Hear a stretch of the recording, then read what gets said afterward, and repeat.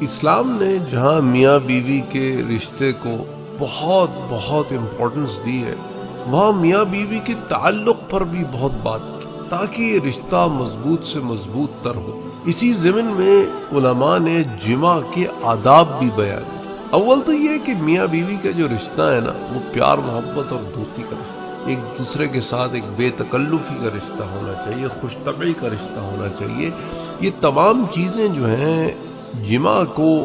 ایک تقویت بھی دیتے ہیں، اور بہت زیادہ آپس میں اگر رشتے میں تناؤ ہونا تو یہ بات پھر ٹھیک نہیں ہوتی رشتے کی۔ اچھا، ساتھ ہی ساتھ علماء کرام نے ایون یہ رشتہ اتنا قریب ہے، اس کے باوجود علماء کرام نے یہ بات سامنے رکھی ہے کہ اس رشتے میں بھی شرم و حیا ہونی چاہیے، اتنی قربت کے باوجود شرم و حیا ہونی چاہیے۔ مثال کے طور پہ عورت کی شرمگاہ پر نظر نہ ڈالے کہ اس سے ناپسندیدگی پیدا ہو سکتی، احتراز مناسب ہے۔ اور پھر میں آپ کو دعا تو بتا ہی چکا ہوں پہلے بھی دروس میں،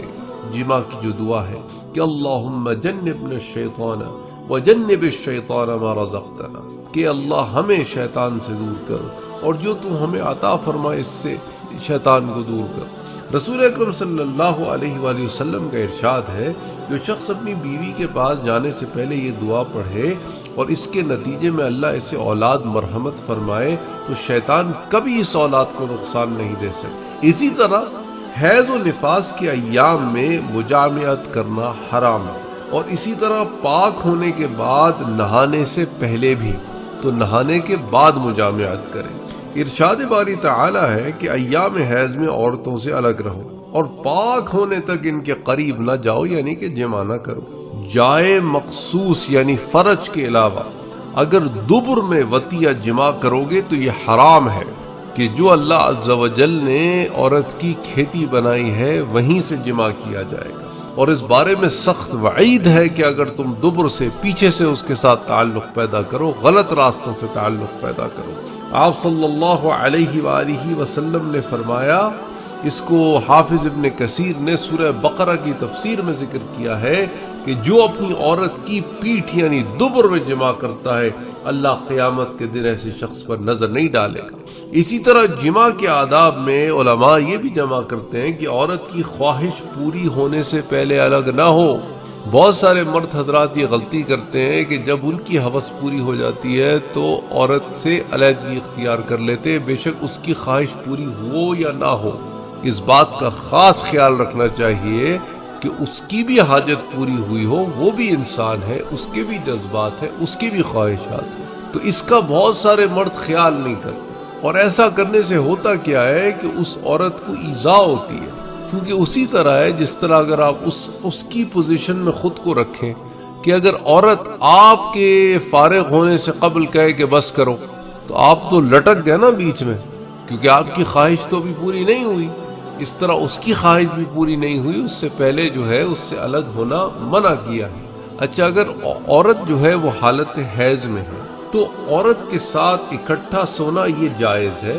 لیکن مجامعت کرنا جائز نہیں۔ حضور اکرم صلی اللہ علیہ وآلہ وسلم کا ارشاد ہے، اصنعوا کل شیء الا النکاح، جماع کے علاوہ سب کام کر سکتے، تو یہ تمام آداب کا خیال رکھنا چاہیے۔ یہ سب ہمارے دین نے، دیکھیں نا، اتنا کامل دین ہے کہ اس طرح کی کاملیت آپ کو اور کسی دین میں نہیں ملے گی کہ جو دین اسلام میں ملتی ہے، کہ ہر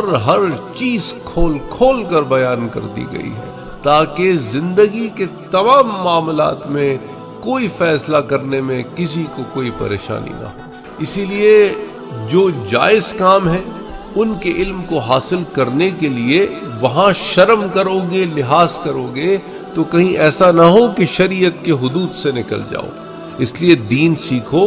اور ان باتوں کو بتانے کا مقصد بھی یہی ہے تاکہ دین سیکھا جائے اور اپنی زندگیوں میں دین کے اوپر عمل پیرا ہوں، تاکہ ہم